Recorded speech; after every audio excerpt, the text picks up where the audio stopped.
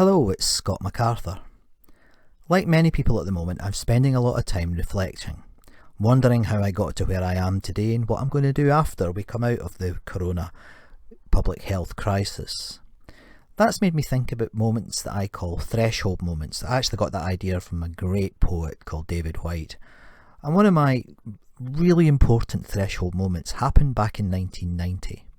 I was just about to take a big step and leave working in the scientific community and move into the commercial world, and I was trying to think about where I could go and how I could find employment. I was also at the time though a very keen film goer, and one afternoon I went to see a movie called Awakening starring Robert De Niro and Robin Williams. I didn't really know anything about the story of Awakenings, and I certainly didn't know it was based on a true story. I guess I went because back then De Niro was a bit of an actor, and I quite liked him.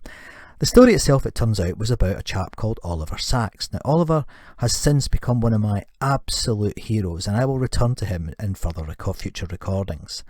However, in the story, Oliver is desperately trying to find out what it feels like to have the particular disease that these patients he's looking after are suffering from. It's a kind of Parkinson's disease that's got so advanced that their shaking has stopped and they've become what's known as catatonic. They cannot move. At one point though, he manages to revive the patients by giving them what's called L-DOPA, and as they revive he asks them lots and lots of questions, and one of the particular patients, the character that De Niro plays, helps him by using a Ouija board to identify how he feels. The word Panther comes up. Now, Oliver Sacks has no idea what the Panther's about at this point, and he goes off to the library and he discovers, also within the work, a chap called Rainer Maria Rilke, who it turns out had written a poem about the Panther, or Die Panther in German.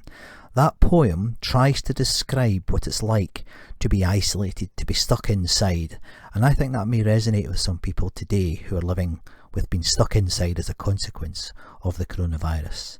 This particular version is the English translation by Stephen Mitchell, The Panther.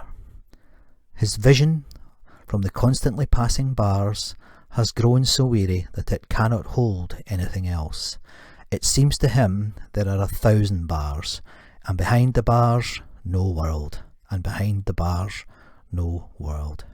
As he paces in cramped circles over and over, the movement of his powerful soft strides is like a ritual dance around a centre in which a mighty will stands paralysed, Only at times the curtain of the pupils lifts quietly. An image enters in, rushes down through the tensed, arrested muscles, plunges into the heart and is gone. Arrested muscles plunges into the heart and is gone. I think that's a beautiful poem. That was Rainer Maria Rilke and the poem The Panther.